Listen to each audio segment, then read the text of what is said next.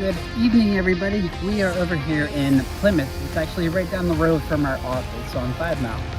And we just finished up a beautiful Hardie board project.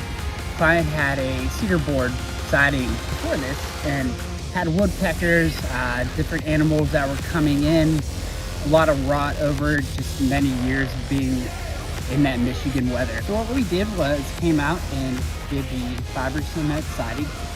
We also did the James Hardie soffit. As you can see from the back of the picture here, the Hardie board was very, very high up there. Essentially, this home is a 4-story home.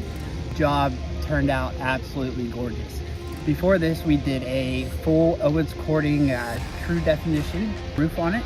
And then after we finished up the siding job, we had new gutters installed. It is marvelous for the next 50, 80 years.